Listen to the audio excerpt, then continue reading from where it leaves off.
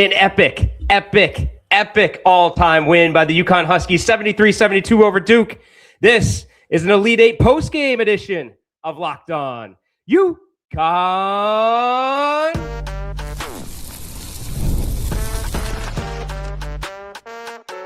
You are Locked On UConn, your daily podcast on the UConn Huskies, part of the Locked On Podcast Network, your team every day. Happy Sunday night. Welcome to another episode of Locked On UConn in this post-game epic 73-72 UConn win over Duke. We are live for the first time here on Locked On UConn as when I'm the host. We'll see how this goes. I think everything's going well, but we got to celebrate. We got to talk, and I'm going to leave this open for as long as anybody wants. If people want to stay here and talk, let's sit here and talk. I'm going to read comments. I'm going to go through the first two segments like I normally do here on Locked On UConn. And then it's going to be all you guys. I want viewer comments. I just want to hang out and talk UConn because this was an epic win, an emotional win. It's a culmination of this entire season played out in front of our eyes. And we have a lot to talk to. Before we dive in, this episode is brought to you by Mazda. Like our players, we're driven by the details.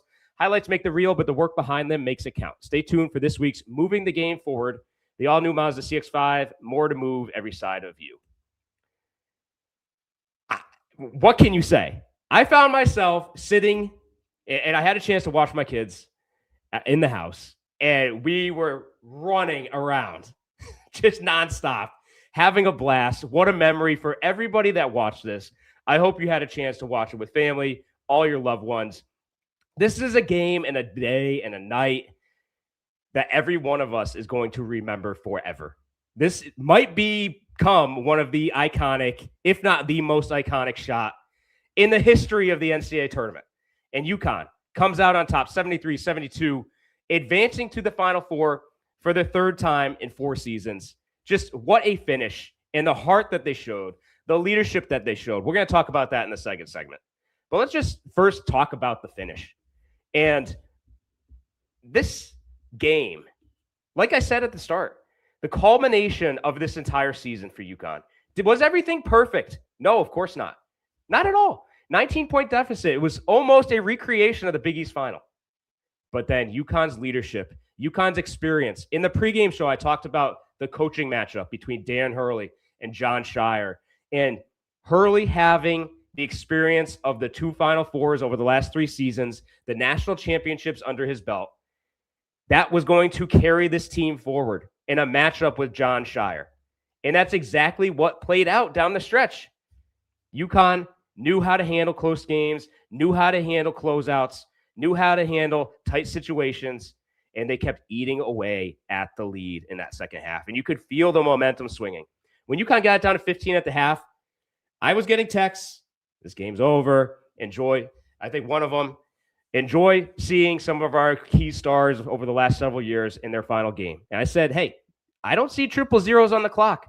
I believe in this team. I believe in this coaching staff. I believe in the leaders in this program, from Alex Caravan to Dan Hurley to all of his assistants, Luke Murray, Kamani Young. The way this team approaches and the way this team came together once again, just what a performance. What a performance, and Alex Caravan, I'm so happy for. He struggled shooting, but when he needed to step up, it didn't matter if he was 0 of 6 from 0 of 5 from 3 before he hit that big one. He finished 1 of 6, only 5 points on the day. But when his team needed him, he came through. And if you noticed, Braylon Mullins, yes, also 0 for from 3. But as the second half went on, even after misses, running back on defense, he was still giving Braylon Mullins a high five, say, keep your head up and keep shooting. You could see him clearly say that. And when the time came, when Braylon Mullins needed to step up, he was there, was able to deliver. And this team, the shooting, I know there's been a lot of angst among the fan base that, hey, our shooters aren't going to deliver. Yet Dan Hurley kept saying, and I kept saying on this show as well, believe in these guys. They know how to shoot. They know how to come through in big moments. And when everything needed to be put on the line, Braylon Mullins was able to deliver. So just this UConn team, what a night. What a night, what a performance. I'm seeing some comments coming in, so it looks like the live stream is working. So, hey, guys, keep them coming. Keep them coming. I want to read through these in the third segment. But, yeah, the biggest thing that played out in my mind, biggest thing, turnovers have been huge. Big negative for this team all season long. Valuing the basketball, valuing the possessions you have in a one-and-done setting in an NCAA tournament. UConn finished with 5. On one hand, I could count 5 turnovers on the night. That's it. Meanwhile, Duke, 13. UConn got out-rebounded, 34-28. Didn't matter. Because UConn took care of the basketball. And when they needed to, they came through. On the night, let's just run through the box score. Terrace Reed, 26 points, 9 rebounds, 3 assists, 4 blocks, and 2 steals, including one, once again, second straight game. Steal at half court, takes it all the way full court for the dunk. To see his consistency coming through, what Terrace Reed has been able to deliver for this team, and how Dan Hurley's gotten the most and the best out of Terrace Reed, I know that this coaching staff is very satisfied with where things are at this stage. Satisfied to where they've gotten to at this stage. But the job is not finished, and no one knows that more than Dan Hurley and Alex Caravan. So, yes, it's great that they cut down some nets. It's great that the regional final went their way. But the biggest prize is still there. And their next opponent, we'll talk throughout the week. They've got Illinois coming in Indy as Braylon Mullins returns home. We saw the matchup already this season. We saw that matchup at Madison Square Garden. It was Braylon Mullins' first action. He got 10 minutes off the bench that day. Both teams are different than they were that night. But it's a good thing to look back on, just like the Michigan State preseason game, the exhibition game. Kind of played out the same exact way as the preseason game did. UConn went out, took a big lead against Michigan State, and then they carried it out. But we'll get to that. We'll get to the Final Four preview. But tonight, it's all about this UConn win over Duke. To me, the biggest shot in UConn basketball history. To me, the biggest moment in UConn basketball history, despite all of those national championships that we've had. This game, I think everybody thought 19-point deficit, 15 at the half. And then when they got it to 7 and it went back up to 11, it teetered there for a sec. But then UConn fought through and came through on defense. And Silas Demery Jr. fighting through. Not nearly 100%. I know Dan Hurley said 70% at the podium last press conference after Michigan State, that he's at 70%. In that Michigan State game, I felt like he was maybe 50, just watching him. Just the way he was not able to finish around the rim. He was short-arming runners. But tonight, it's a tale of two halves with him. First half, didn't get much. But the second half, 2 big threes, opposite corners. And then he's the one. Got the tip at center court. Gets the ball to Braylon Mullins, who passes to Caravan, back to Mullins for the 3. And if you heard Mullins post-game on the CBS broadcast, he said, I got the ball, I looked up, there's 5 seconds left, and his first thought was, let's get the ball to somebody else because I haven't made a 3 all night. Yeah, Alex Caravan,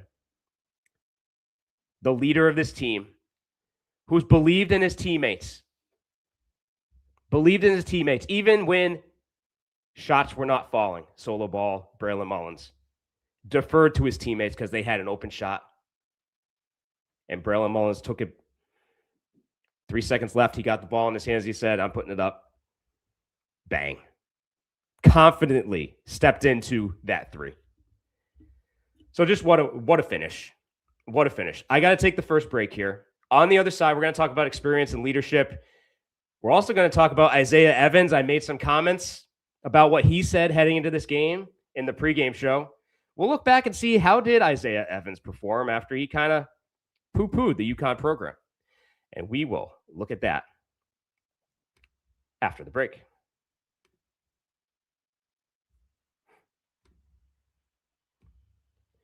Tonight's post-game episode is brought to you by Mazda. This is moving the game forward by Mazda. For those who know the score, never tells the whole story.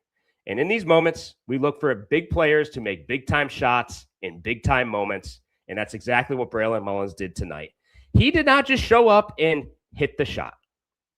All that work he put in the offseason, in practice, even when he was only shooting 17% in the month of March before the NCAA tournament, he continued to put in the work. There's more to players than the highlights, the early morning, late night runs, constantly showing up for their squad on and off the court. At Mazda, the all-new Mazda CX-5 moves the same way, with more space to connect, a bold new design, and more intuitive technology so you can stay connected to the road. In every position you play, the all-new Mazda CX-5, more to move every side of you. Tonight's post-game episode is also brought to you by 5 Hour Energy.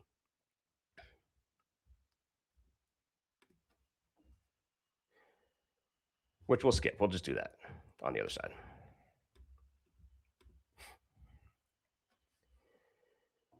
I know Locked On is going to come back at me and say, hey, you didn't do the advertisements right. Well, you know what? 73-72 UConn over Duke. We're more here to celebrate than talk about ads. So we'll do that another time. Back in on this post-game edition of Locked On UConn. So what do we want to talk about? Experience and leadership. Alex Karaban, the experience and the leadership. Dan Hurley, the experience and the leadership from the sideline. Heading into this game, Isaiah Evans made a comment about the UConn program. He was asked, hey, when you see UConn on the schedule, what does that do for Duke as a team? Does it get you excited? Does it give you something to strive to go against, given that UConn's won 6 national championships since 1999? These players these days need to go through media training, and I understand why players go through media training. His response gave some bulletin board material to UConn. Coming off that St. John's win, he was the reason they beat St. John's. Isaiah Evans hit the big 3 against St. John's to put them up for good. I came into this game worried about Isaiah Evans. And then Isaiah Evans stepped to the mic before the game against UConn. And instead of saying something along the lines of, hey, it's great to go up against a team in a program like UConn who's been so successful over in recent history, we look forward to playing them on the court and excited about the opportunity to take on such a good opponent. That's what he should have said. Instead, he made a comment and kind of brushed it off and said that UConn doesn't give them any extra juice. And that slight comment is definitely material for Dan Hurley to give to his staff, to give to his team, and give some extra focus, extra motivation. He had 24, I think, over St. John's. And I said, Isaiah Evans, you just put a target on your back heading into this UConn game. Because I'm going to look forward to seeing post-game what the box score says next to your name after the game. So let's take a look. He had a great start, right? He had 5 points in the first couple of minutes. And I said, oh, maybe I shouldn't have said that. Well, he finished with 29 minutes. 7 points. This is a guy that averages mid-teens. Sophomore year. Was looking to get to his second Final Four in as many seasons. But his play did not back up his comments. He finished with 7 points. Didn't have a rebound, didn't have an assist, didn't have a steal. So as expected, big-time playmaker like he is, because he's a player that's not just an outside shooter. Isaiah Evans was a guy that could get to the basket, penetrate, put the ball on the court, beat his man, and get to the rim. And I think it shows exactly what UConn was able to do defensively. With Jaden Ross, Terrace Reed shading out on the Boozers. Just the Huskies' approach defensively. They were able to shut them down. Cam Boozer, they let him go, if you noticed. They let him get his. 10 of 21. Did he have good moments? Yes, Cam Boozer did. But guess what? Isaiah Evans did not beat UConn tonight. And to me, that was the biggest comparison I had. Who was it? Clayton last year at Florida, who kept hitting big threes and big threes and big threes. And I was worried about Evans heading in because I felt like the only thing that was going to stop a UConn team heading into this game was a Clayton type, a guy that can create his own shot. But Evans did not come through. In 29 minutes, just 7 points. So maybe lesson learned there. But enough of Duke. Let's get back to the UConn team. But one more comment on that, though, because it ties into experience and leadership. Experienced players do not give material for other teams leading into games. Experienced players keep the focus on themselves, internally. What can we do to be the best we can to win the game? UConn, it was night and day if you looked at the pregame press conference with Duke and the pregame press conference with UConn. UConn was very respectful throughout. Duke, very dismissive. And the Isaiah Evans comments caught my eye, so that's why I talked about it pregame. That's why I'm talking about it tonight. But tonight is all about UConn. Tonight is all about Braylon Mullins. Tonight is all about the leaders on this team. Terrace Reed stepping up. Again, 26 points, 9 rebounds. Alex Caravan, despite the rough shooting night, he finished 2 of 10 and only 1 of 6 from 3, but that one make, just like Braylon Mullins, was huge down the stretch. UConn finished 5 of 23, only 22% from 3. That's why this game was so close, it's why there was such a gap between scores early. Huskies weren't hitting from the outside. But what they did do is saw that Terrace Reed had a matchup down low that he could use. And he could dominate, and they kept going back to him over and over again. He finished 10 of 16 from the field. He wasn't going out. Only 3 fouls by Terrace Reed. Braylon Mullins did get in foul trouble, as we know. But listen, outside shooting, yeah, it wasn't there. But UConn's so multidimensional. I've talked about this all season. The multidimensional aspect of the UConn offense. That you can rely on your outside shooting, but then you can also dump it down to Terrace Reed. And that's what they did tonight. Outside shooting wasn't working. Get it down to Terrace Reed. Let him go to work. Let him get to the free throw line. 6 of 9 from the line. And free throws are very important. Terrace Reed missed one down the stretch. Solo Ball missed one down the stretch. And that put UConn in a very tight spot where everything had to go perfectly. But UConn's defense, Silas Demery Jr., the head of the snake defensively for UConn, stepped up with a tip at half court and got the ball back to the Huskies offense. The other player I want to highlight, who I felt did a great job tonight, again, the unsung hero maybe of this NCAA tournament run, Malachi Smith, has stepped into a much bigger role than I think anybody thought he would have heading into this NCAA tournament. He finished tonight 9 points on 4 of 7. Had one of the threes from the outside that UConn made on the night. And his impact defensively as well. His ability to get in front of guys, slow offenses down, and just make an impact. I think he had a bigger impact of anyone on the bench tonight. We talked about Jaden Ross's defense. But Malachi Smith, I think, had such a great game. And he's had a great tournament as well.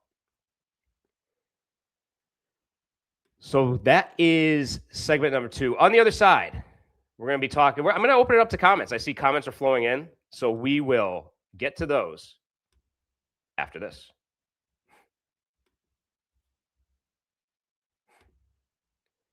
Tonight's post-game episode is brought to you by Robinhood. What if sports were traded like markets? Now you can put your sports IQ to work in real time with Robinhood prediction markets. It's not you against the house. It's you participating in a live market. You can buy or sell your positions live all game long. Use your sports knowledge in the moments that matter. Robinhood prediction markets changes the game. It's people moving the action, so when momentum shifts, you can move with it. I always knew the game, but never had a dynamic way to apply that knowledge. Now I can actually take part live in a market powered by people. You're no longer just a spectator. Play-by-play, you decide. Trade every play with Robinhood, now available across the U.S. Download the Robinhood app now to begin. Futures and cleared swaps trading involves significant risk and is not appropriate for everyone. Event contracts are offered by Robinhood Derivatives, LLC, a registered futures commission merchant and swap firm. Back in on this post-game edition of Locked On UConn, and I'm going to open it up to viewer comments. Just hang out here if anybody wants. As long as we have viewers and as long as you guys keep sending me in comments, I'm going to stick around and chat with you guys. Before we get into that, this is payback. I saw Chris Smith had a comment on social media post-game. This is kind of returning the favor for the Christian Laettner game in 90. He made a comment on social media. I don't know if anybody else saw that out there. but it's returning the favor for the Christian Laettner buzzer beater in what an improbable win this was. So let's go through some of the most recent comments here. Love the show, Matt. Thanks for covering all of the Husky sports on this page. Yeah, 100%. We're going to, obviously it's Final Four time. You're going to see a lot more football on here. You're going to see a lot of women's basketball as well. Hockey, I've tried to cover. Baseball as we get along in that season. Everything UConn. This is going to be an all UConn show. It's not just going to be a basketball show. It's going to be a full year-round show where we highlight sports the same way across the board. And what I want to bring to this show, and I'm glad we have 62 viewers in here. I'm actually shocked about that. So thank you guys for hopping in. If you're here, please share it with some friends. Hit the like and subscribe button. Locked On UConn is part of the Locked On Podcast Network, the number one sports podcast network in the world. Again, hit the like and subscribe button and share with your friends. Why I got into this job, so to speak. I used to work with the football program at UConn for a while. And when I finished that up, I went to grad school, wrapped that up, met my wife, and settled down and got a job in corporate world. And at that time, I didn't see media coverage the way I wanted to see media coverage. And so if you see me on at UConn SN, I cover the football program the way I felt I wanted to see media cover a team and bring coverage of players, stories that you don't get anywhere else, and really bring that to all of you, the fans, because somebody that was on the inside and know how programs operate, I want to be able to give some of that back to the fan base that maybe you don't get in your normal media capacity. So as we go forward here, that's what you're going to see from me across the board on this. And I started mid-basketball season. So as we move on into the offseason, after, knock on wood, maybe we're cutting down some more nets, maybe a week from now, next Monday, I'm going to try to start doing the same thing with the basketball programs here. Because mid-season, I didn't have a chance to really get to know Dan Hurley and his staff and the media side of that. So I'll be building those relationships and bringing the same type of coverage that, for those of you that have seen me do football coverage in the past, I'll be bringing that same thing across the board. So we'll be doing that. Jay Slack, what's up, Josh? Championship DNA, even until the last play. Get the steal, Caravan stays calm, finds Mullins. Bam. That's right. Listen, that's the biggest thing. I've talked about experience. A lot of experience. You saw Duke press. I don't want to say they got nervous, but they certainly pressed. You're at half court. You've probably seen the replay of the finish. It's the zoomed out shot that I want you to go back and look at. If you look at that, there's two Duke players beyond half court. All the player had to do, instead of trying to go over the top, just bounce it around Silas Demery. And this game was over. The clock was going to run out because Duke had two guys beyond half court and no UConn player was beyond half court. So it's those type of things when I talk about leadership and I talk about experience and going through the battles that this UConn team has been in. That's exactly what I'm talking about.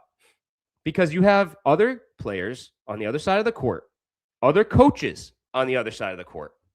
Just look at John Shire last year against Houston in the Final Four. UConn and Dan Hurley got by Tom Izzo in the Sweet 16. All that experience that Tom Izzo has. You get by a coach like that in a game like they went through in that game. And then, yes, all the players that Duke has, all the talent that they have, I recognize it. But it's more than just the talent in these games, in one-and-done settings. Otherwise, the best teams with the most talent win year in and year out. But that's not the case in an NCAA tournament setting, in a one-and-done setting. Pressure gets to you, regardless of how good you are. From Chris Webber way back in the early 90s, the Kansas teams with Paul Pierce and all those guys in the mid-90s, they never won a title. And there's a reason for that. And when you have a team, especially in the NIL era, where there's so many new players across the board and so many young players as well with all these one-and-dones now, you really have a roster that's experienced and been through 3 prior NCAA tournaments. And getting a guy like an Alex Caravan with 2 rings and multiple guys having at least one ring, and a coaching staff that has multiple rings. That speaks so much to the championship DNA that you brought up and the leadership that I've been talking about. And that leadership and that experience allowed them to, hey, they looked at this 19-point deficit, stared it straight in the face and said, we're not going out tonight. They may have had a great start to the game. They may have been up by 15. But Alex Caravan and Terrace Reed and the rest of this UConn team and this coaching staff, we're not going to sit there and go out this way. They were going to sit there and fight until the final whistle.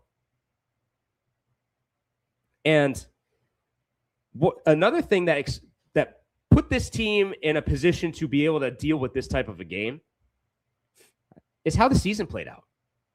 That's how I feel. Because they've gone through so many games where they've had big leads, things got chipped away, and UConn was on the other side of this many times, where they had significant leads. And then it got close. And yet, if you think back a couple of years ago, what was the thing around this UConn program and Dan Hurley? Can't win a close game. Well, I think we can close that chapter and close that conversation around this team. Because the grittiness, the toughness that this team showed was on full display tonight. And that belief in each other, the belief in getting the job done, yes, it's instilled by the coaching staff, but it's also lived experiences with Alex Caravan and the rest of this roster. Whaler 87 says, Duke was smug. They have a great team, but they choked. Go UConn, high ceiling, low floor. We saw what they could do if you keep the door open. I agree with part of that. I do agree Duke was smug. I do agree they have a great team. Did they choke? Or did UConn put themselves in a position to win this game? I think the latter.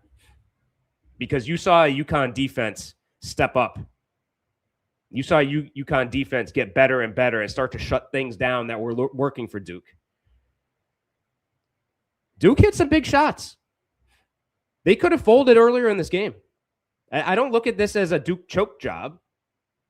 I look at this as UConn really pushing the throttle and seeing this game through to the final minute, to the final second, to the final 0.3.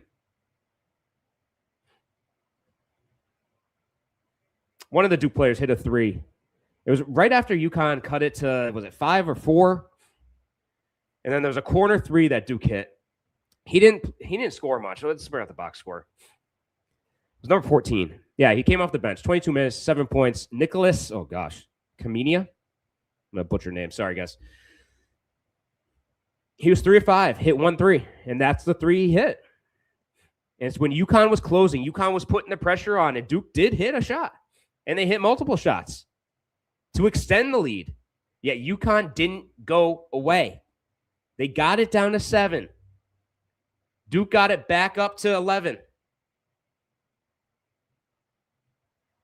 And UConn didn't let another double-digit deficit get to them. They kept fighting, saw they were making progress, saw that, hey, yeah, they gave away a 19-point deficit in the first half. They let Duke get up by 19. But they realized, and you could see it, this game was going to come down to the final seconds, to the final minutes. And the team with the most experience won. That's my take. I don't think Duke choked. I think UConn took it to them and just raised their level. Dax B. Braylon is my sis's boyfriend. Okay. Ant. Evans made the all-region team too, but not tonight. Yeah, he did. He was a great player, spectacular talent. And guess what? UConn focused on him defensively, made the Boozers beat him. Shut down the supporting cast. Evans, he had a huge tournament. Let's just bring up Evans' box score. Average 15 for the year. He had 16 against Siena, 17 against TCU, 25 against St. John's. Tonight, 7. 25% from 3. Again, no rebounds, no assists, no steals. Speaks to UConn's defense. Issy 0-0. They have that gas in Kansas laughing my ass off. Oh, whoop, sorry. I'm not supposed to swear on the show. Sorry about that. Don't fire me, Locked On, please. Let's see what else we got here. The basketball James Holden, the basketball capital of the world is not a huge stage. Oh, that's in response to Apache. Power 4 conference in Allen Fieldhouse, much bigger stage. Let's just talk about that for a second. Basketball capital of the world. What happened tonight? What happened today? Not just the men. The women are also in the Final Four. I don't know if Michigan won. I don't know if Duke knocked off UCLA, but hey, the men's Duke team won't be there.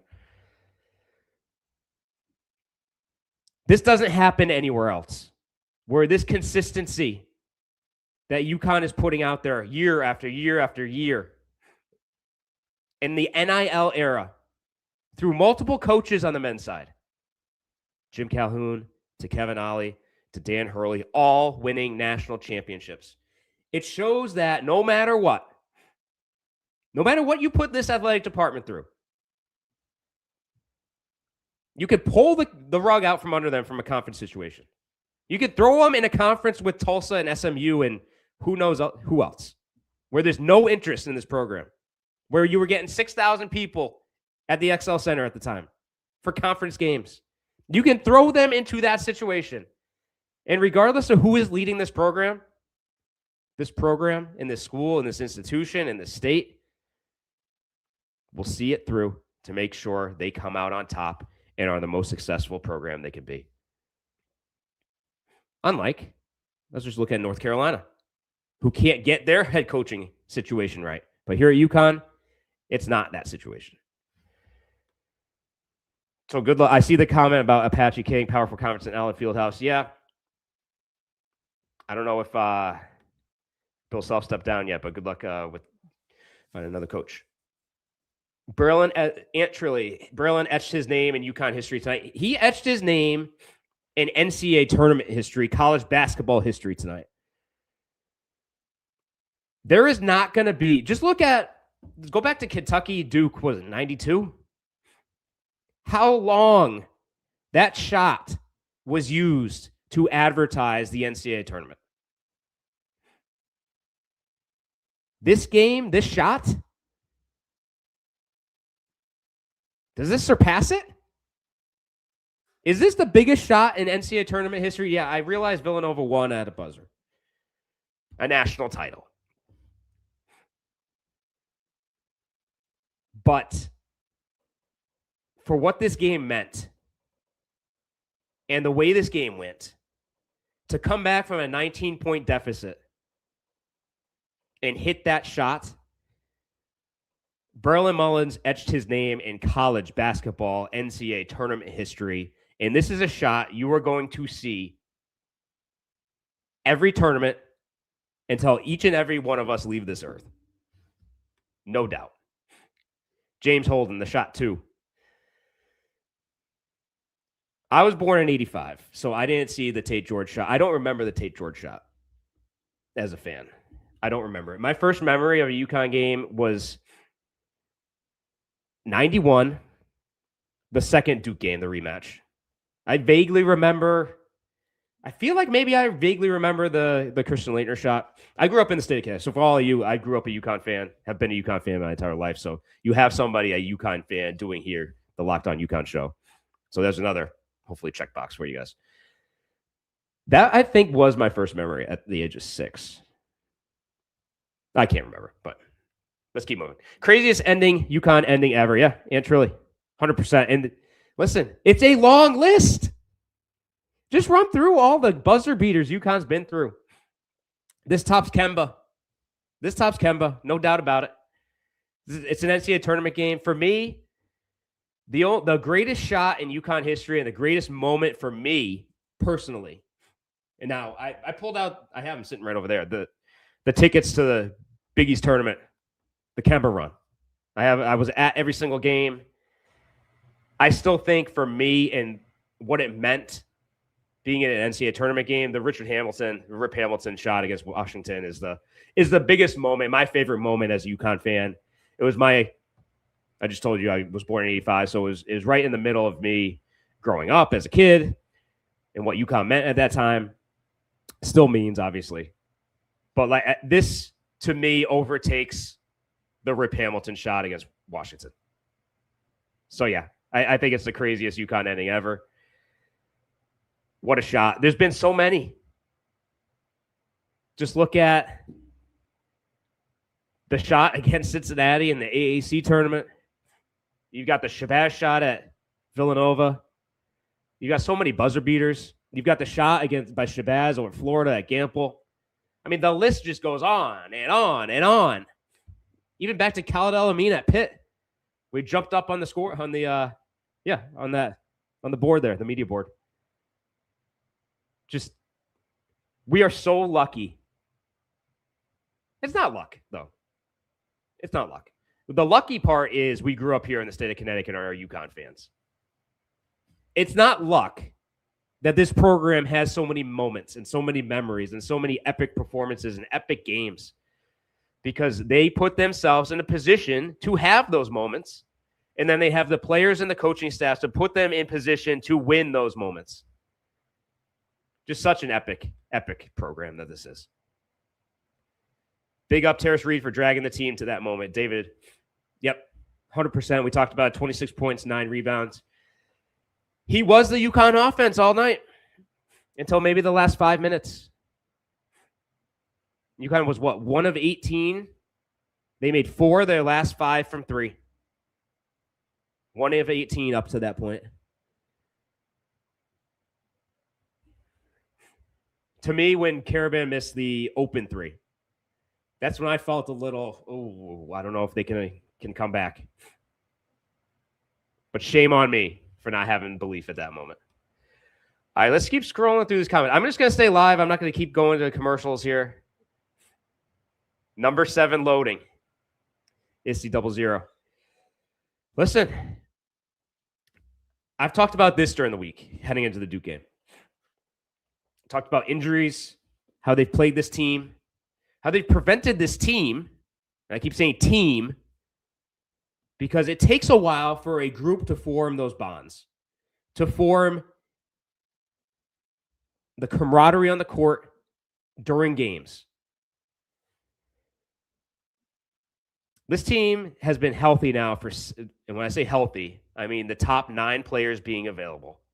Tonight was game number 17 out of 38.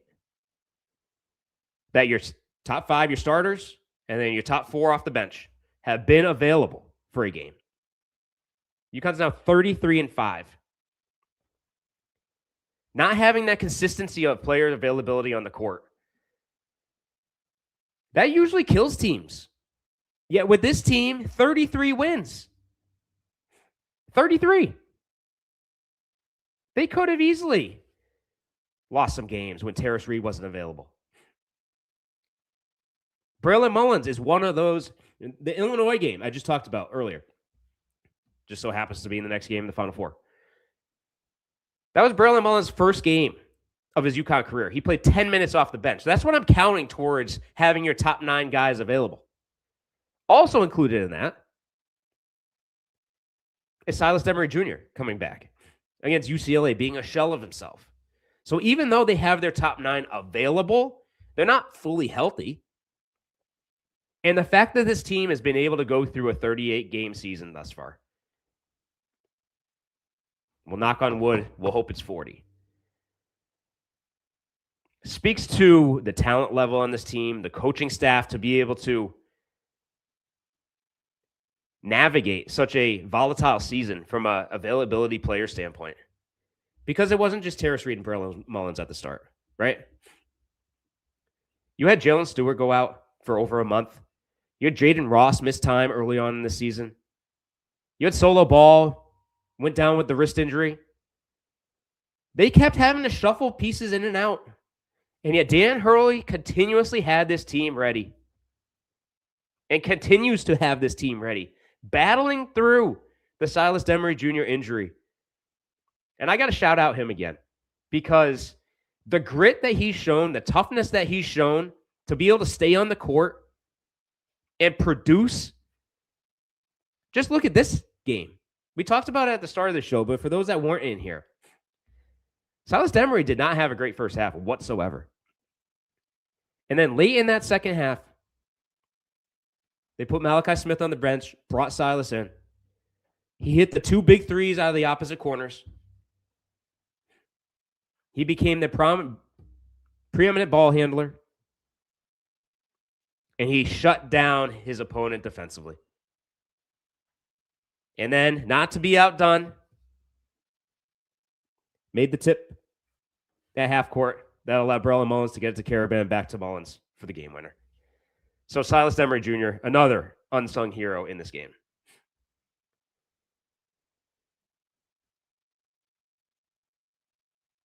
Frat guy, 1906. This was the most epic win probably in UConn history. UConn should have lost this game, but you can never count UConn. Yeah, exactly. We've talked about that. Yeah, you cannot ever rule this team out. You can never rule this team out.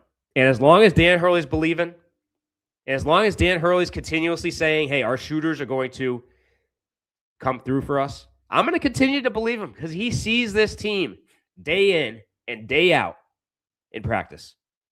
He knows these guys better than any single one of us. And if Dan Hurley's believing, Dan Hurley's going to tell the truth as well. That's one thing we've learned about Dan Hurley over the years. He's going to tell you what's on his mind. You knew last year that it was a little different situation heading into the NCAA tournament, where there were things that UConn was lacking that could prevent them and ultimately did prevent them from winning a national championship. Yet this season, he's continuously talked about how Terrace Reed is the difference between UConn making the Final Four and UConn going home early and say the Sweet 16. Sitting next to Terrace Reed at the podium.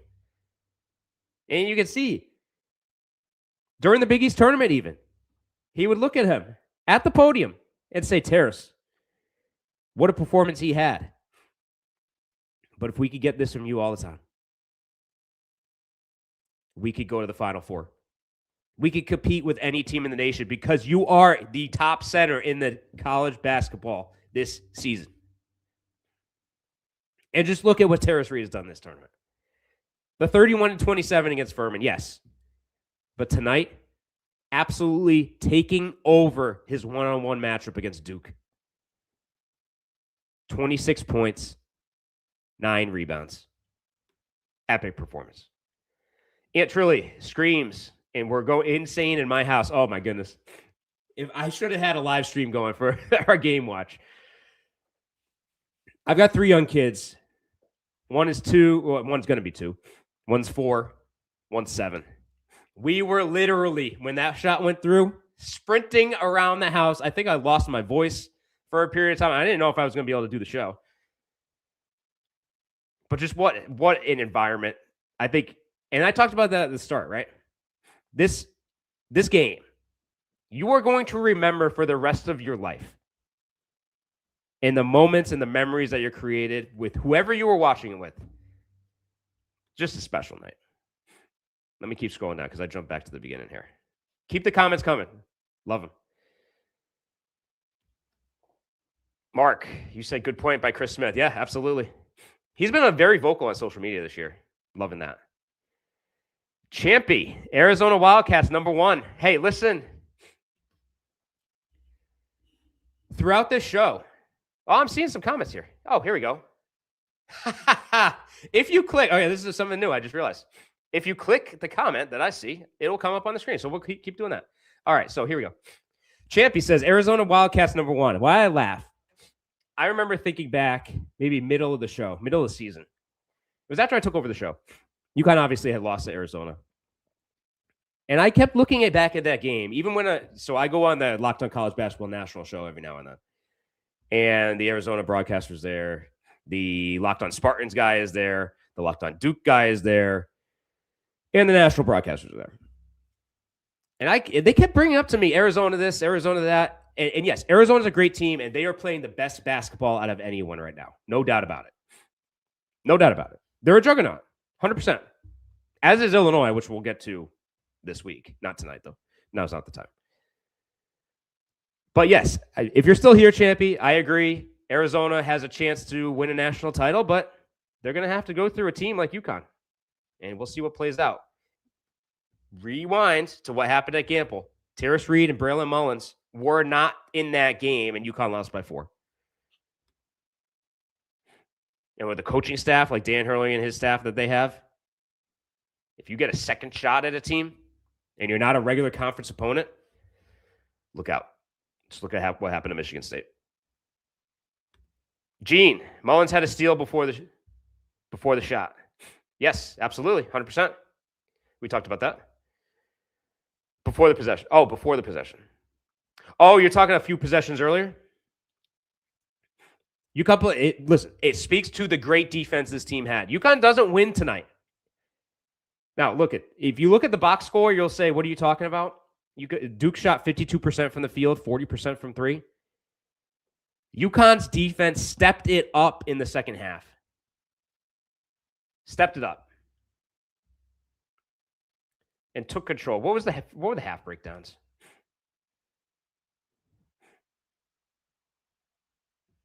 Bear with me, guys. I'm just looking for it. Somebody throw it in the chat. What was the score at the half? I know UConn was down 15. I feel like Duke scored under 30 in the second half, right? Why can't I find this? Yeah, here we go. Yeah, wow. It was 44-29 at the half. We talked about how it was a 15-point game. I just didn't realize it was 44. UConn held Duke to 28 points in the second half. So, yes, Duke shot the ball well. They had a great first half. Coaching experience. Second half adjustments is exactly what I'm talking about with experience.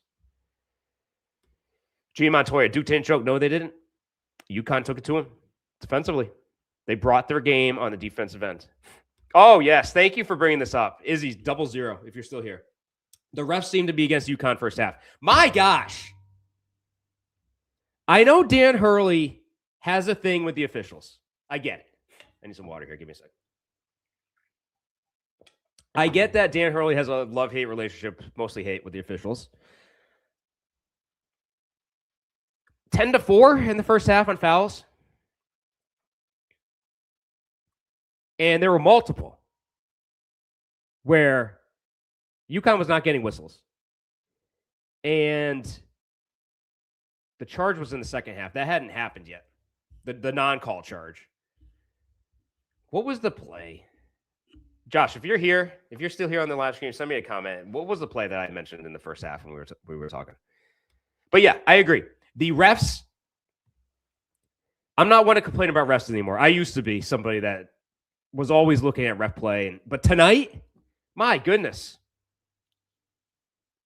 There were calls on one end that were, you got a takedown on the other side end of the floor. Even think back to the Michigan State game. Terrace Reed got tackled going up for a shot, if anybody remembers that in the lane. I think it was in the first half against Michigan State. No call.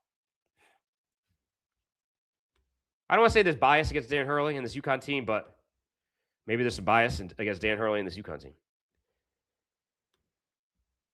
G. Montoya, UConn hasn't had their A game yet in the tournament. Yep. 100%. And listen, it's a scary proposition for the rest of the teams in this tournament. I know UConn has not played their best. They're not even fully healthy yet. And the longer this tournament goes on, the more Jalen Stewart's going to be back. The more Silas Demery is going to be healthy. And the longer this goes, the better and better you're going to get, I think.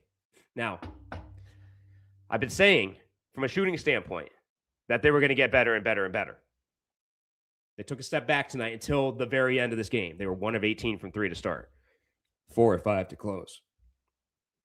I liked Solo's aggressiveness tonight. I know he was 0 for 5 from 3. I liked his aggressiveness. He tried to take over when he needed to because, hey, nobody else was hitting. He got some buckets around the rim. And how about this one? How about the three-point play by Solo Ball? Being able to finish against Boozer at the rim on the break. That was a big play as well. I want to shout that one out because I know we said Solo Ball, 3 of 11, 0 of 5 from 3. He had some big moments. The dump down by Terrace Reed for the little layup, and then the three-point play as well.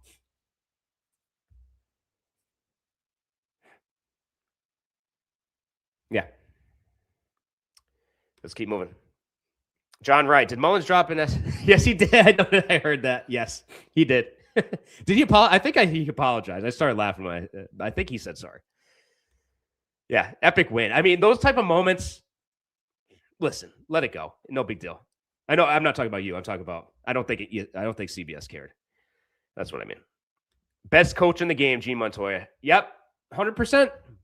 This is probably when I was talking about the difference between John Shire and Dan Hurley. They shouldn't be in the same sentence, let's be honest. But listen, Dan Hurley,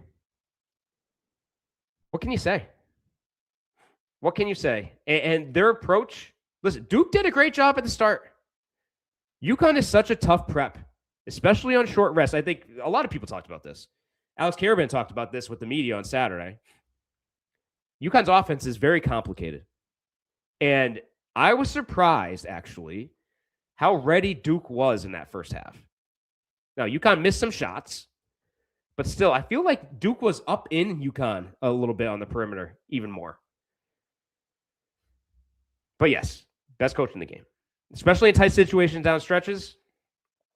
100%. Want bag. I'm still speechless. Listen, I had to go on Locked on UConn. There's a Amazon Fire TV. They do bracket breakdown. I joined the show right after the game. I said, hey, I need 10 minutes because I literally shaking. Voice wasn't really there because I was screaming so much. Speechless. Yeah, I was speechless for a while too. I think all of us were. John Wright. The Kansas fan in this room is delusional. Kansas went to... Oh, jeez. Okay, we're going to keep moving. I should read these before I put them on screen. Thanks for watching, though, John and Wright. Want bag. How do you not throw an S-bomb after that? Oh, yeah, we just talked about that. Yes. David Milner. UConn kept applying the pressure and stayed in the game, eventually forcing Duke to become uncomfortable. Our Huskies scrapped, mirrored Coach Hurley, and pulled this game out from the jaws of defeat. Yeah.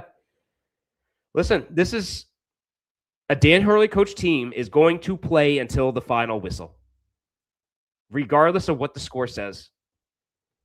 And even if, listen, look back at the Florida loss last year, because I see a lot of similarities to the end of game. UConn was ahead most of that game against Florida. But at the end of the game, very similar situation where UConn kept battling and battling and battling and had a slight chance there at the end. Same thing here with Duke. We're down a couple buckets, under a minute, scrappy. Those type of experiences also help you. So yeah, the good times, the good experiences, and the bad experiences help you as you move forward in games, as you move forward in life, you name it. Absolutely. G. Montoya again. Hey, keep the comments coming. Love it. It's not just the shot, it's the whole play by Braylon. Absolutely. Yeah, it wasn't just a shot. It was also his pass to Caravan. And then Caravan, as a leader, unselfish, trusting his teammates. That speaks a lot about Alex Caravan as a player, does it not? Especially in an environment now where a lot of college sports are about me. When can I get mine? When can I go to the next level and get money? When can I get paid? When can I get the big shot to put myself on the biggest stage? Alex Caravan has had an amazing NCAA tournament. His biggest play, he hit some big threes against Michigan State. He hit a big three tonight. His biggest play, though, his pass back to Braylon Mullins. Unselfish. Trust his teammates, and that's what a leader does. David Milner, it's the greatest game buzzer winner. I agree. I can't argue with that. 1,000%. Menace to society. Been a fan since Danielle Marshall was in uniform. Definitely one of the best comebacks in a tournament ever. My 14-year-old son is a Duke fan. Oh, God. How did you let that happen? We got to have a conversation sometime. Braylon is a UConn legend forever from this moment on. Oh, 100%. 100%. We'll talk about this after in the offseason about Braylon Mullins and his future and what my thoughts are on there. But yeah, 1,000%. This might be a moment. This might be one of those situations where if things transpire where UConn goes on and is able to cut down some additional nets, this might lead to. This is a photo that obviously goes on the basketball facility. But as you read Duke Ample, maybe at some point they could put statues of greatest moments ever. Maybe a statue of Kemba hitting the step back. If they ever do that, you definitely have to have a statue of Braylon Mullins there as well. How cool would that be, walking into Gamble with that? Seeing a statue of Kemba hitting the step back and a statue of Braylon Mullins, and then whatever other moments you want to add into that, the Tate George shot. The Kyle Elamine celebration of We Shocked the World. Those are just some ideas that I'm throwing out there. But yeah. Hey, maybe UConn takes that. Who knows? James Holden. I was on campus when UConn won the NIT in 1988. Grow, grow, grow. Man, can you imagine, James, at that time? Could you ever imagine a time where UConn is the most dominant program in college basketball? Not just on the men's side, but on the women's side as well. Crazy. Speaks to the coaches, speaks to the programs that have been built, speaks to the culture that's been built within these programs. Ant, I saw the shot. Husky Mania.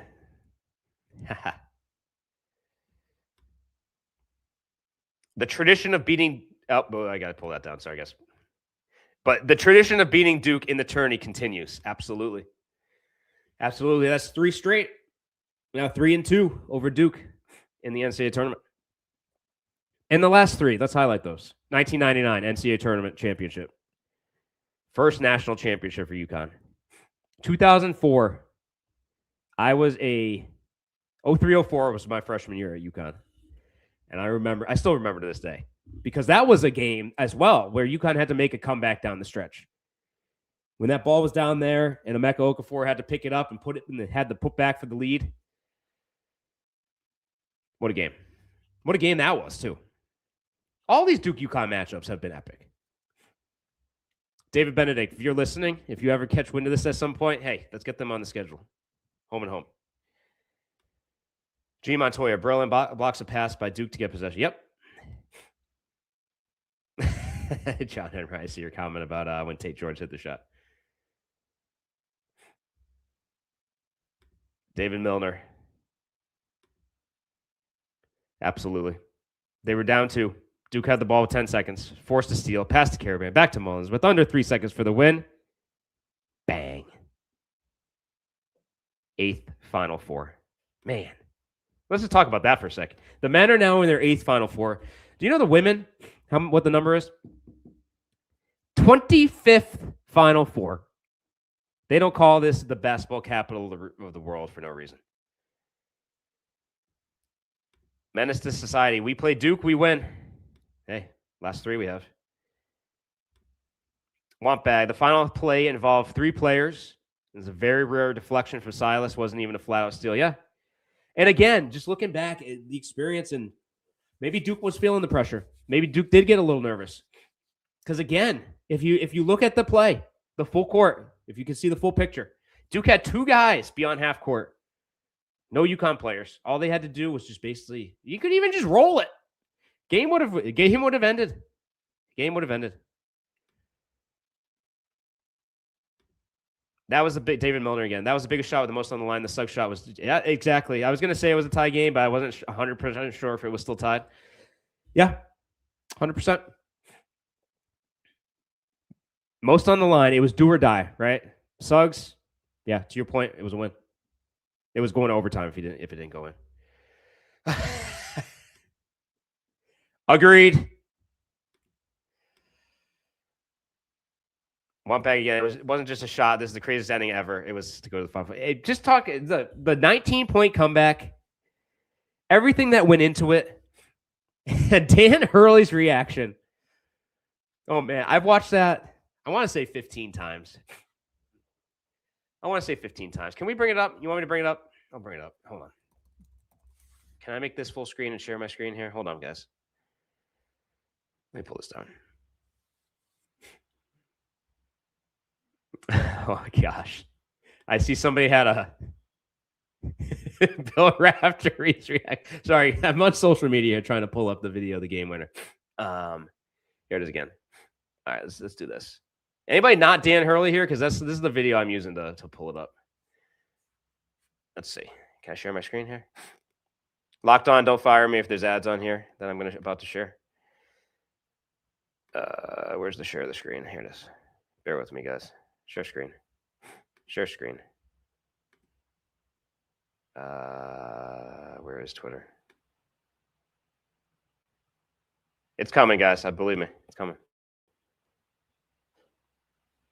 Share. There we go. Let's see if this works. If you guys could see it. Oh, that's the Braylon. There we go. That's not what I want to share. Hold on. It's right here. If you guys could see it. Oh, that's the Braylon. There we go. That's not what I want to share. Hold on. It's right here.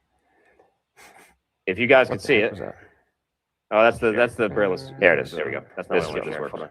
Am I still sharing? I have no idea. If you guys could see it. You can see. You can tell this is the first time. That's the Braylon. There it is. There we go. That's not what I want to share. Well, you get the point. Am I still sharing? I'm going to stop sharing. What a game. What a game. What a game. All right, let's keep moving. Jalen Adams versus Cincinnati. Great shot, too. Yep, we went through that. Illinois is beatable. Bob O'Brien.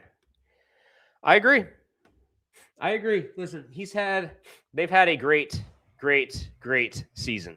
Illinois has been on another level since UConn played. 100%. Illinois has gotten better since the first time these two teams played. But listen, UConn, they've got things moving right now that I got to go with. We'll start talking about them later on this week. But, yeah, Illinois is beatable. I agree. Any team against UConn right now and any team against the staff and any team against this program right now, definitely beatable. All right, let me find where I was in the comments section. I want to make sure I get to all you guys.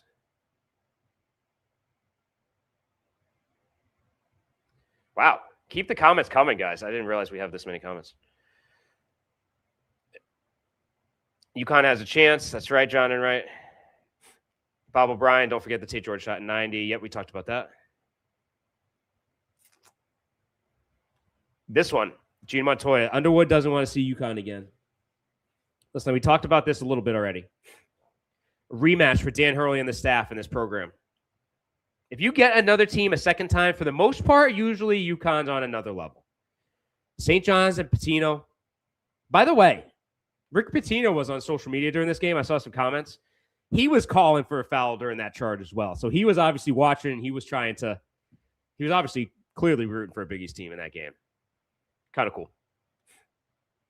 Michigan and Arizona are the best teams, but if UConn shooting is on and Silas is healthier, we can win it all. Right now, I'll enjoy this being in the Final Four. Listen, you could say Duke played better than UConn tonight in the first half. But I think the best team with the most experience won. I think that's going to show through as we continue to go forward. Listen, Arizona has not been to the Final Four. Illinois has not been to the Final Four. Michigan has not been to the Final Four. I think UConn took out a team that was in the Final Four last season. I know Illinois is a lot better. Gene, you mentioned that. UConn will need their A game. They will. They'll need to play well. But look at what happened in the first half. UConn did not play nearly their A game in the first half. UConn started 1 of 18 from 3. If you said, heading into this game, UConn's 1 of 18 from 3, what do you think we would say the score would be at that point in time? Just what a win. What a win. Bob O'Brien, don't settle for the Final Four now. Nope. And this team is not satisfied. I can tell you that. This team is not going to settle for a Final Four appearance. This team is there to win. This team is there to win the title. This team isn't here to win regional finals. This team isn't here, and the staff isn't here to make a Final Four appearance. That Dan Hurley reaction. I'm going to try to share my screen again. Give me a sec, guys. Let me close everything else I have except for this. See if I can make this happen.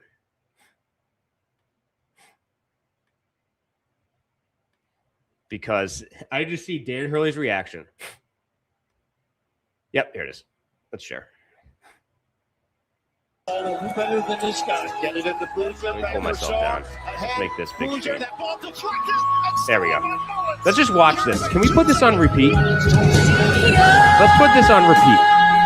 And just watch as UConn. Look at Dan Hurley's reaction here. Oh my God. He's beyond. He's out of his mind. He can't believe what transpires. Look at this. Tip by Solo. Braylon goes back and gets it.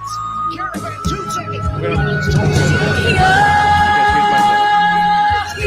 my point here of where Duke could have just rolled the ball when it comes back. Here it is. Everyone comes to the ball. Two guys there.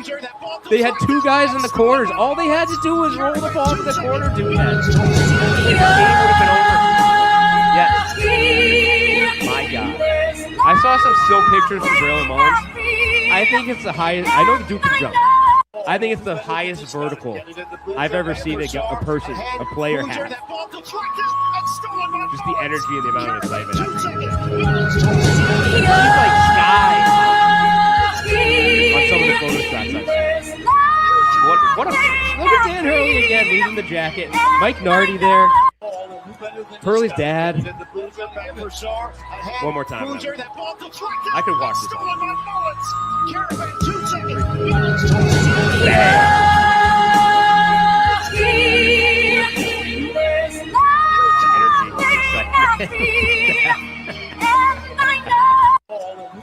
If that kept going on the way back, Dan Hurley, the way he walked back, that is some big D energy, I will say. All right, let's pull this down.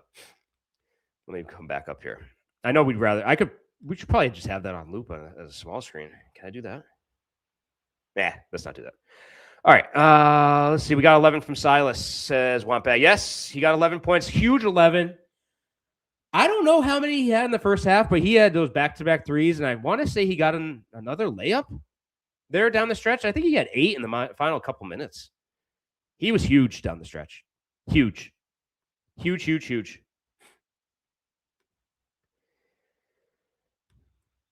I'm not settling. Yep, nope. We talked about that. Oh, Gene Montoya. I thought it was Braylon with the tip. No, yeah. As we just saw, it was Silas coming through. Big. Big, big, big.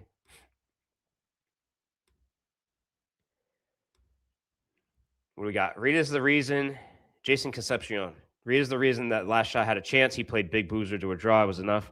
UConn beat number 1 overall. And the Huskies played. It's true. It's true. We talked about it. 1 of 18. Their first half defense was not where it needs to be. And they still won the game. Off to the Final Four, third time in 4 years. AJ Lewis. If the refs call this game fairly, last year against Florida, UConn could be playing. Yeah. Let's keep the comments going. Keep them coming, guys. I love this. Oh, here we go. We got a UNC fan in here. I knew it was bound to happen at some point. Todd Pegram, on behalf of Tar Heel Nation, thank you guys. Hey, funny story. The guy that runs Locked On College Basketball here, one of them is a Gonzaga guy. The other one's a UNC guy. He was texting me throughout the game as it was getting close, and then afterwards, he loved the finish. Pete Spanos, 1990 loss to Duke has been totally avenged. Yep, 100%. 99 final and tonight with Hurley. Dogs taking Duke down, one for the ages. We're going to be talking about this game forever as UConn fans. Forever. Chuck, do justice with refs calling all fouls in first half. Yes, listen, the disparity, I don't know if there's, I don't want to make accusations. The whistle has not been kind to UConn this entire NCAA tournament. I will just say that. Chuck, shooting has to get more consistent. I agree to a certain extent. Can they get by with what they got, though? I agree, though, 100%. But the thing is, I don't think, I've talked about this a lot. Some of you are giving me stuff for it. I don't think they will go and shoot 1 of 18 again. All right, there I said it. Some of you will say I'm jinxing it, but these guys are too good of shooters. You saw Braylon Mullins when he's not out there thinking. Right? I'm watching the replay again. Let's see. He gets the ball. He's at the E in madness. He's parallel with the E in madness. He didn't think. Maybe that's something that's playing into this. That maybe he's pressing a little bit. Maybe he's thinking too much. And that's why you're seeing Karaban talk to him so much throughout games. He did the same thing against Michigan State. He did the same thing earlier tonight. Alex Karaban being the leader. Reinforcing the confidence in Braylon Mullins and having the confidence to give it to the kid who had confidence stepping in without thinking. Game on the line. And it looks so natural. And we know he could shoot. So, yes, does shooting need to get more consistent? Yeah, it does. But at the same time, they won tonight and they started 1 of 18. I think what they have is good enough. But here's the scary thing for opponents. If UConn shoots to their potential, I don't think anyone's touching them. I don't. Duke beat UConn in 91 and 93. They won in, I thought it was 90 and 91. I thought it was back-to-back years, right? Wasn't it? The Leitner shot was in 90. I know that. Wasn't 91 the second year, or was it 92? But did they skip a year? I think it was 91. Yeah, it was 91. Solo, yeah, we just talked about that earlier. You must have made this comment when we were talking about the solo and one, the steal and the and one. Yes, 100%. Yep, Wampag, I see you corrected. 90 and 91. Yep. Thank you, Aunt Shirley, 44-29. We did eventually find it, so thank you. But yeah, it just speaks to that defensive performance between the first half and the second half and how UConn and Dan Hurley and the team shut down Duke in that second half.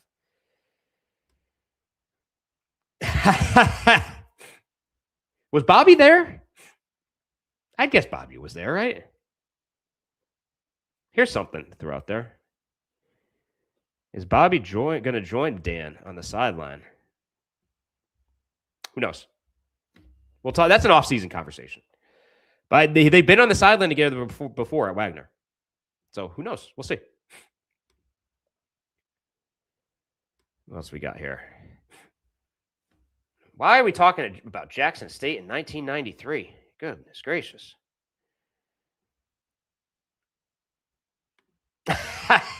Truck. Cam Boozer should have had that charge and the commentators all agreed. Yeah, 100%. You know what's going to be fun? Is when they go to the first timeout in the Final Four. And here come the Boozer twins on the screen for those advertisements. That's going to be fun. Chuck, they need to do more. Hey, listen, I think they tried to get... Let me pull this one back up. Chuck, you're getting some nice advertisements for your screen name here. Oh, wait, no, not that one. They need to do more fast breaking. I felt like they tried to run more tonight. And I think as you get more and more, we're losing some. We're down to 59 viewers. So keep the comments coming. If I will stay here as long as anybody's on here and you want to keep talking, keep the comments coming. I know people will come and go. I know there's probably basketball spaces out there too that we're probably competing against. I want to maybe try to do something with them in the future as well, because I know they've had a lot of post-game conversations. So maybe we'll try to team up at some point. But yeah, they need to do more fast breaking. Yes, 100%. Get out and run early offense. I feel like they tried to do it tonight.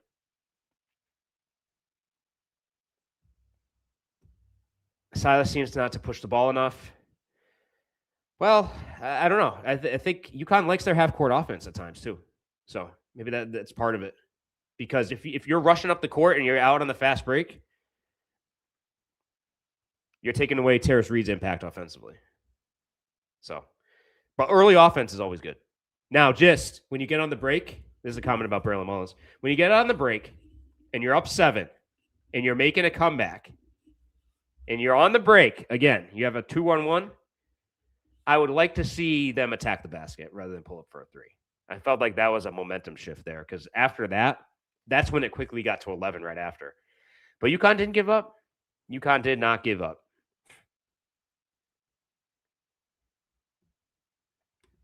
Haha, love this. They played Mullins uncensored on the replay later on CBS Sports. Love it. Yep.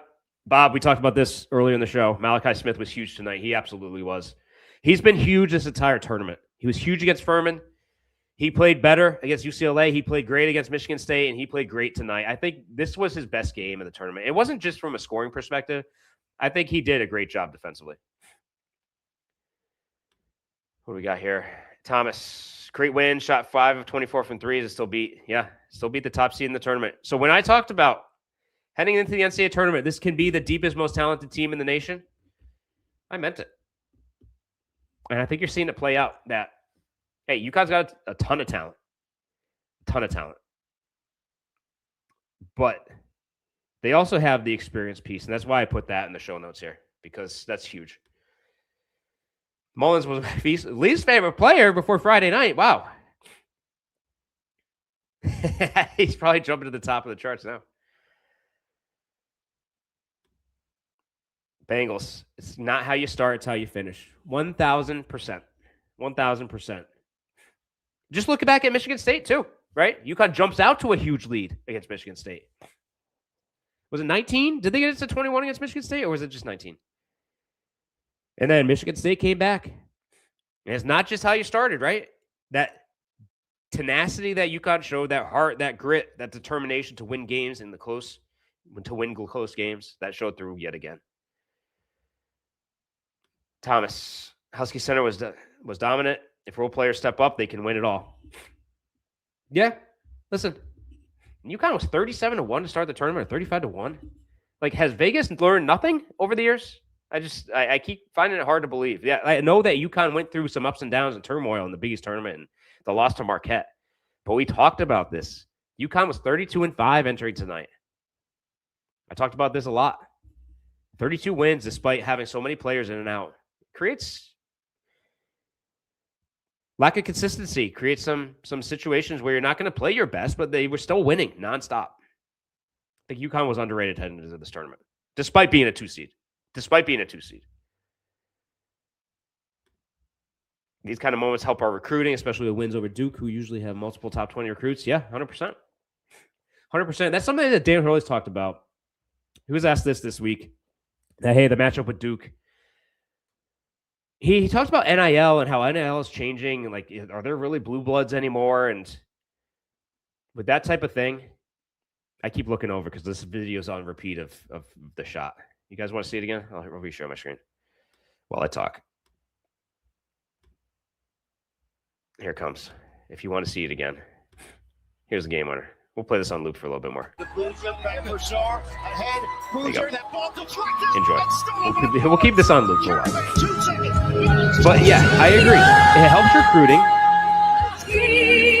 Dan Hurley talked about how the consistency of winning is going to continue to help recruiting, because a lot of teams are going to be able to throw out money in NIL and look at the Big Ten and what they've done recently. Like, they're going to be able to improve their roster. But in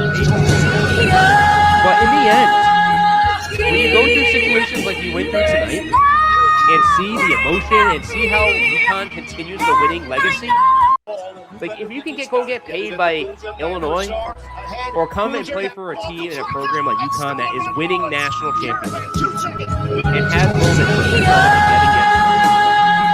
where those players that are between those two, same package deal, or maybe it's a little less deal to come to UConn, they're going to choose UConn because of the program that they have and the consistency that they have and the winning tradition that they have and the moments that they have.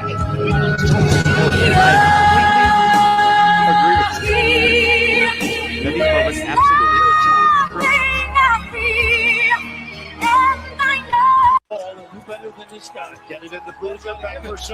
Love this. Thomas. I'm just going to keep this on replay so we can keep watching. Huskies, 17-1 tournament games last 4 years. The run that this program is on is epic. No doubt about it. in the game against Florida last year, the eventual national champion. That's the only reason why that's the only team they went out against, was the eventual national champion. And to me, they played the best game. They played the best game against the eventual national champion. The best opponent that Florida faced last year. UConn was up that entire game against Florida. Yet the things that plagued that team last season, defense, some of the rebounds that went another way. That was last year. But yeah, that's the one loss that this season had. Speaks to the experience of the team and the leaders on this team. Terrace Reed, best game. Smiling faces. Yeah. Listen, I know what the numbers were against Furman, but yeah, in the game, in the situation, against the team and the opponent and talent he was up against, they have 26 points and dominate like he did. He's taken such a step forward. And I think what maybe slowed his progress this year, we talked about it earlier on in the show. I know we're at an hour 20. We're going to keep going. I'm not shutting down until you guys. Need some water because I keep talking. The injuries at the start of the year, I think, slowed his progress. And it was noticeable to me when I first took over the show. I was talking about how Terrace Reed, he looks quicker, but he also looks like he put on more weight. That's what I felt. As the season went on, he's got more comfortable with his new body and has been able to really dominate on the post now. And all these new post moves that are coming out, where did this come from? I don't remember some of these left-handed shots. Maybe he's had it the entire time. I'm going to pull this down. I don't know if I'm going to get copyrighted or whatnot. So let me come back here. Well, we'll bring that up in a little bit. But yeah, Terrace Reed, I think that was his best game. I got to reach through some of these comments before I put them up. Thomas, Illinois is very good. But if they should, yeah, stay on the boards. Yeah, well, UConn lost the boards tonight. I think the key for UConn is two things for this team. I think it's defense, which won the game in the second half, and it's turnovers. And they only had 5 tonight. If UConn takes care of the basketball and plays defense the way they are capable of, they can beat anybody. I maintain that. Mullins, legend for life, 100%. 1,000%. No doubt about it. NCAA tournament is where it's at, Thomas. Yep. 100% as well. Spot on. Reed is great. Must keep going. Let's jump ahead. We still getting comments. Final Four bound says...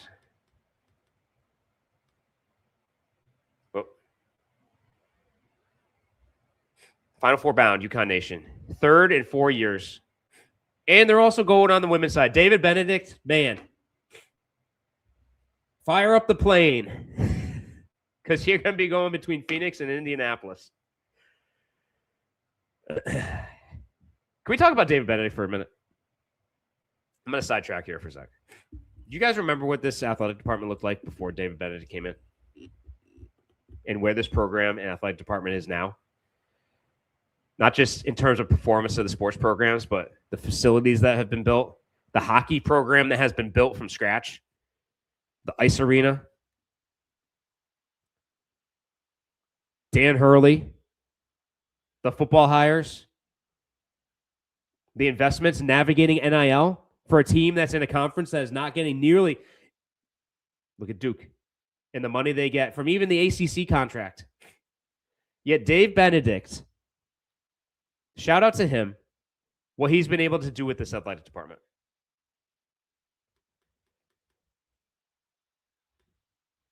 Duke was mentally in Indianapolis. Adrenaline was gone.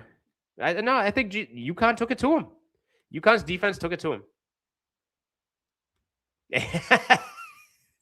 15 times, I must have watched it 50. Hey, well, we just watched another 25 here.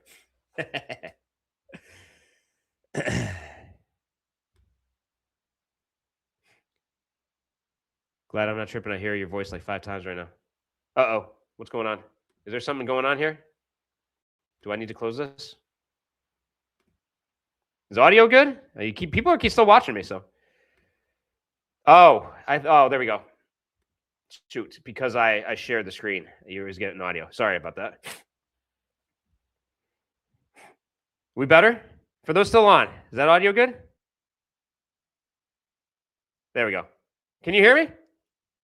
Was I just talking for 20 minutes and nobody could hear me? I'm back if you could. Sorry about that. Scotty, good point, Joe. Put UConn basketball on the map. Yep.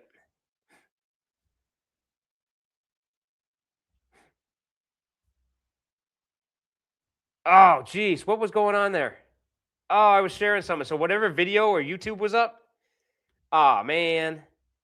Whatever YouTube video popped up after the press conference was probably playing because I was sharing my screen. So apologies, guys. I'm back, though. I see we're back up to 41, so the audio is... Oh, okay. Audio's been good. Okay, good. Phew. All right. Maybe it was somebody else. All right. What else we got? Which team was Bobby cheering for?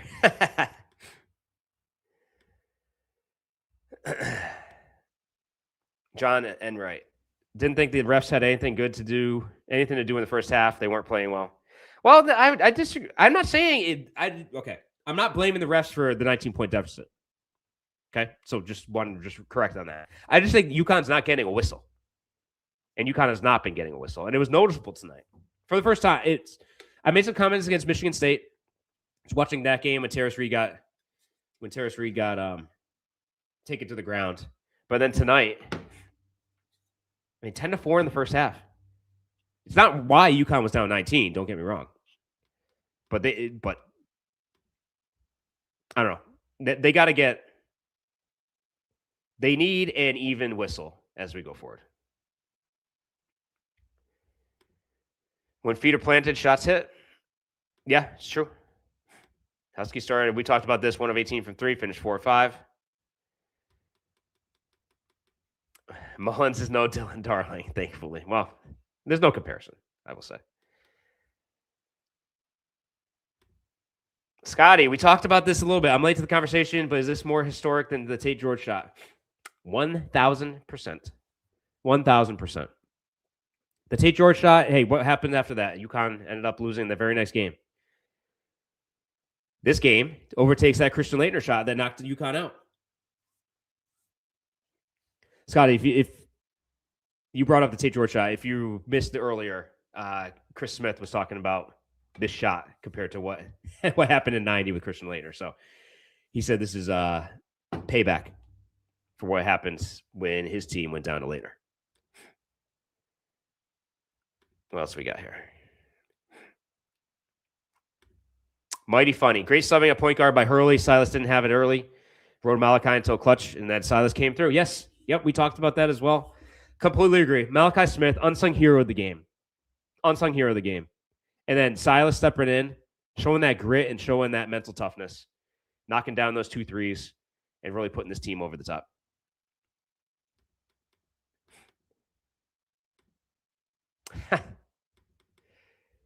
I think I saw 22-1 heading into tonight.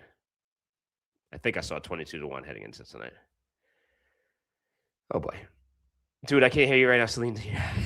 So apparently the music was off. Can you guys hear me now? I think I muted the video. Yeah, okay, but I cannot hear you. I feel like just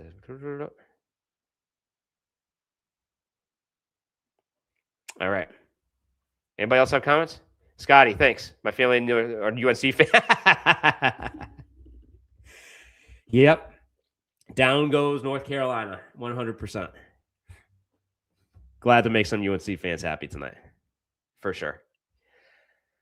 All right. We're down to 30 viewers, and my apologies. I think a bunch of you bolted after I started sharing the screen, and whatever was on YouTube after the UConn press conference that was automatically starting took over. So if anybody wants to hop back in that was on before, well, you can't hear me, but keep comments coming. Keep the comments coming. So let me just look at the box score again, see if anything else stood out while I'm talking here. Oh, okay. So when you play the Mullins highlight, the audio drowns you out. Oh, okay. Got it. Okay. Makes sense. Let's look at the box score again. Brown started for Duke, didn't score, didn't take a shot. Sarr had 10 points, 4 or 5 from the field, 4 rebounds. I feel like he had a couple dump offs where they got close to the rim and they lobbed it up and he was able to just dunk it. Isaiah Evans again teaches you not to talk, right? Heading into games, 7 points only. On the UConn side, UConn only got 11 points off the bench. Malachi Smith had 9. Ryba had that 1. It was that in-between runner that he had. I remember on the broadcast, I don't know if it was Grant Hill or Bill Raftery, talked about, Ryba's struggling, and then he gets, with the shot clock winding down. That was a big shot. What was the score on that? I got to look when Ryba ended up putting in that bucket. Because that was a big shot by Eric Ryba. I don't have the play-by-play in front of me. But it was in the first half or the second half. Maybe that cut it to 15. Oh, that's the shot that cut it to 15. That's right. What else we got here? Scotty. Awesome thing. Oh, we talked about that. Mighty Funny, Mullins. All right. So Huskies, 73-72 winners. I might cut it here. We've been on for an hour and a half. What do you guys think? Send them some comments here if you want to keep going. I'm willing to stay. If you guys want to stay on and keep talking UConn basketball, I'm good with that. I got nowhere to go.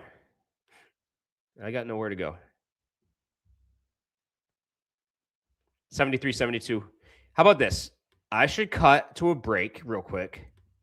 Think about some additional comments if you guys want to keep this going. I'm going to cut to a break. I'm going to do the last advertisement of the night.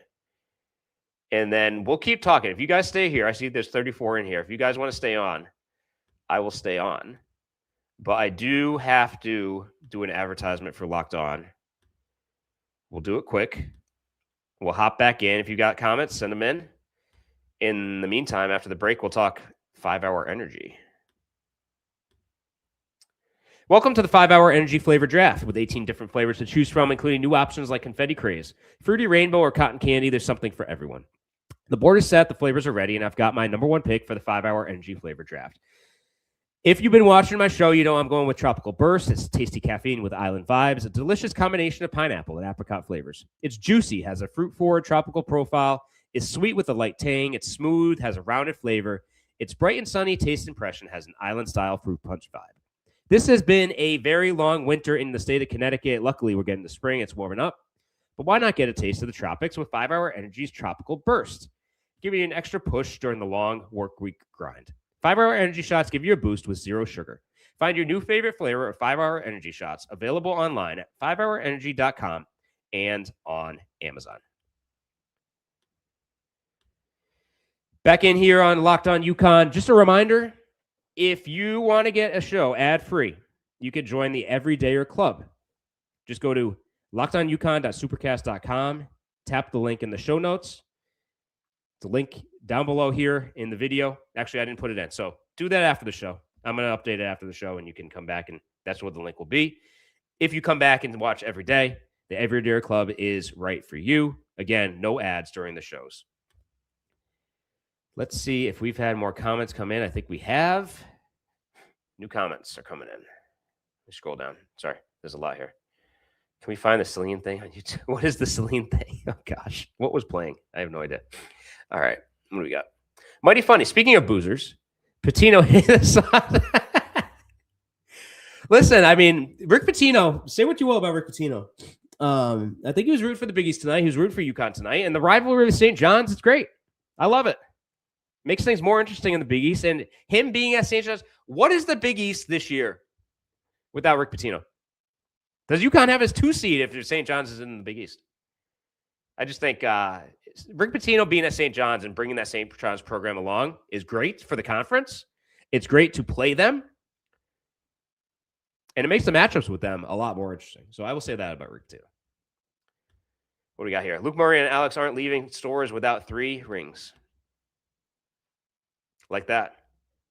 Listen, can we talk about Luke Murray for a second? I'm just going to talk about this later this week, but him going to Boston College, listen, I wish him well, 100%. Hope he's successful. I do. I'm not a Boston College fan. If you rewind maybe a decade ago, what is it? 13, 14, 15 years ago. What Boston College did to this UConn athletic department If you said fast forward a decade that UConn would be sending a basketball coach to Boston College, I think there should have been a trade involved in there where maybe conference affiliation could have been in return for a head basketball coach. Those are my thoughts on Luke Murray going to Boston College. John Enright, I feel bad for Luke Murray. I hope those cheap sons of guns at BC give him someone to work with. Hey, listen, but again, I think Luke Murray, we're going to talk about this in the offseason, but replacing Luke Murray and the offensive staff, because if you look at UConn, what Dan Hurley's done with his staff, you kind of have an offensive coordinator and a defensive coordinator. Luke takes care of the offense. He's a big loss. We're going to have to talk a lot about that in the offseason, but we've got a lot to focus on before then. The Titanic song. Is that what it is? Did that happen? That's awesome if it did. Did somebody put the Titanic song to Braylon Mullins' shot?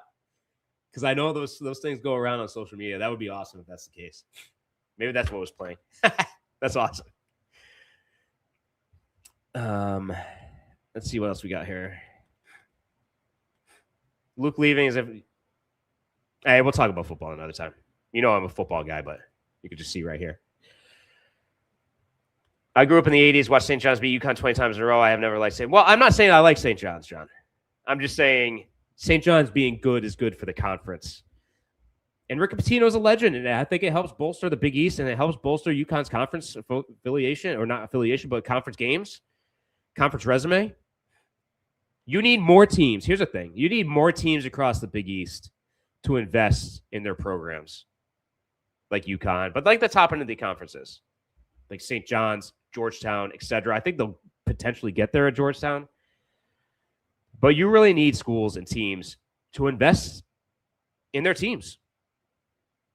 Otherwise, you're not going to be able to compete. Mighty funny. Does Nardi step in? Yeah, I mean, you've got Nardi on staff. You're going to have to bring somebody in. So, but that's an off-season conversation. Let's not start talking about that now. John Rick Pitino's a fraud. Hey, I'm not here to talk positively about Rick Pitino. All right, that's not what I'm doing. All right, we're an hour 37 minutes in. We were back up to 45 viewers, so we can keep going.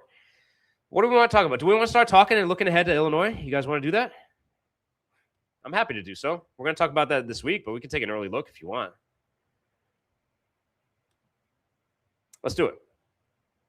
Mighty funny. Big East has best coach in the country, hands down. Well, I like Georgetown. I like Cooley being at Georgetown. I do. I think he's going to turn it around there. Interesting thing is, what does Creighton do? Because McDermott stepped down. Who do they hire? Who do they bring in at Creighton? And does Creighton fall off? I don't know. It's been so stable with Creighton in the Big East because McDermott's been there. I don't know what Creighton becomes without him. I know they had a succession plan because they talked about that after his announcement, but hey, succession plans don't always work out, right? Just look at Syracuse, which I think they made a good hire, actually. I think Jerry's going to be a good hire for them. All right, let's look back at Illinois' win. You guys want to look back at Illinois and what they did over Iowa and how they've been playing? Happy to do so. They finished 28-9 overall. How have they gotten to the Final Four? They had the win over Penn. They dominated VCU by 21. Beat Houston by 10. Huge win for them, obviously. I think the win over Houston shows how Illinois has improved since then. Let's look at that Houston game for a sec. Because Houston was a very good team entering. And they spread it around. Stojakovic had 13 off the bench. Wagley had 13. Oh, they didn't shoot well that day. He shot 4-14. And then Markovic had 14 points, 10 rebounds. He's been a player. That's the matchup. You know, as I look ahead to this game, is it a Markovic versus Terrace Reed? And Terrace Reed's going to dominate that matchup? And is UConn going to roll over Illinois? I don't want to say that, but I should save my thoughts for the actual pregame show. Yeah, Illinois has been playing well, but I don't know. The more I look at this, let's go back to, here we go. Let's do this. Let's bring up the stats from the first matchup with Illinois at MSG. Because that's the game Braylon Mullins came off the bench. UConn won by 13, 74-61. Who was the leading scorer for Illinois that day? Yeah, Markovich struggled. And he's been a player for them.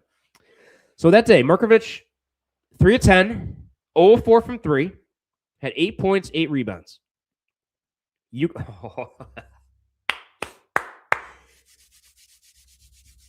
want to hear about the UConn defense? Here we go. So if you want to look on, you can look at the box score. Illinois, 32% from the field against UConn at Madison Square Garden. 19 of 60. They shot 6 of 29 from 3. They shot 21% from 3. Stojakovic started with 1 of 7. Markovich, I said, 0 of 4. Boswell had 25 points, but was only 2 of 8 from 3. UConn out-rebounded them, 43-38. Listen, here's a bold prediction. Let me jump ahead. If UConn doesn't turn it over, I think UConn's going to the championship game. 100% confident. And I'm not just looking back at the matchup that they had and just seeing what UConn did to them. But it's more than just that. It's UConn played Illinois already. They've shut them down defensively. I know Illinois is playing a lot better now, but you give Dan Hurley some time to prep for Illinois again and have some extended scout. Solo had a good day that day. He had 15. He was the leading scorer. And he didn't shoot it really well. Man, Solo was only 2 of 9 from 3 that day. 6 of 14, 15 points, 5 rebounds. Alex Karaban almost had a double-double. He had 12 points, 9 rebounds, 5 assists. Shot 4 of 10. Wow. Terrace Reed was in foul trouble against Illinois. 4 fouls. So when I go, Markovich only played 18 minutes too for 8 points. Yeah, Terrace Reed played 15 minutes, had 2 points against Illinois in the 74-61 win. Illinois is going to see a different Terrace Reed. John, thank you. Have a good night. Yeah, I think, listen, these are 2 completely different teams because that Terrace Reed that played at Illinois at Madison Square Garden played 15 minutes, 2 points, was 0 of 3 from the field. His only 2 points came from the free throw line. And he had 5 rebounds. Ryba, on the other hand, played 22 minutes, had 8 points, 7 rebounds. Ryba had a better game against Illinois.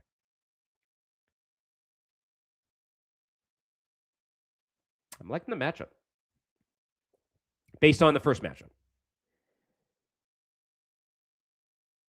Jalen Stewart started. He was still starting at that point in time in the season. It was, as just a reminder, it was Braylon Mullins' first game in a college uniform. He played 10 minutes, had 2 points, made 1 shot. Was 0 for 3 from 3. Malachi Smith was 3 of 3 from 3 that day. He had 14 points. He was the second leading scorer. Huge game with 9 assists as well.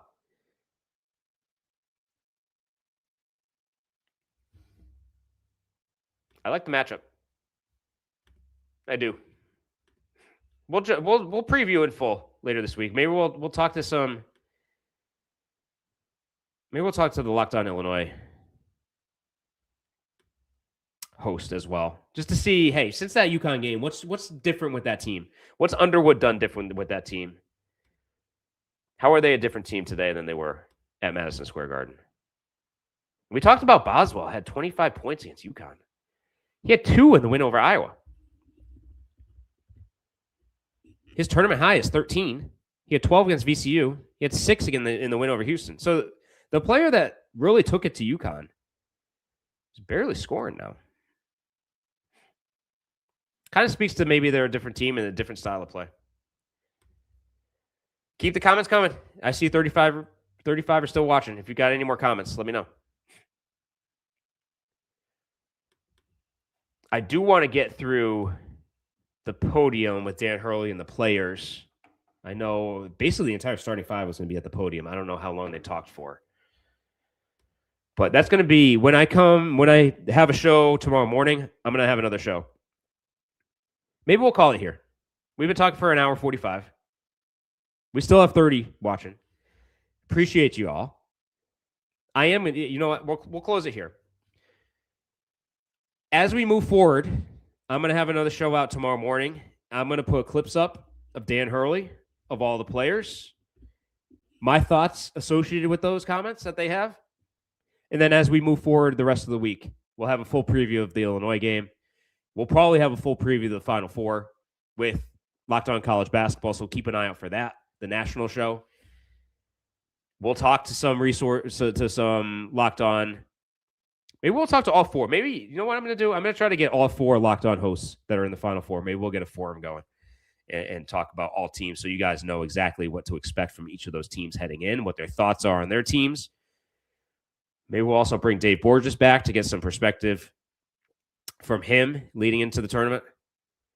And then we'll also be talking UConn women, too. I got to do a show on the women and their win over Notre Dame as they're heading back to the Final Four. It's a very busy time here in the basketball capital of the world, as should be expected as we get into the end of March and into the month of April. So let's shut it here. Thanks for tuning in to today's episode of Locked On UConn. Make sure you subscribe and follow Locked On UConn on social media so you get all the latest episodes. If you never miss an episode, the Everydayer Club is built for you. Get Locked On UConn ad-free, plus members-only Discord access and more. Again, head to lockedonuconn.supercast.com. UConn, the most epic game, 73-72 winners. Third Final Four in 4 seasons. Braylon Mullins, the hero. We're going to talk much more about it. We'll preview the Final Four. Until next time, see ya!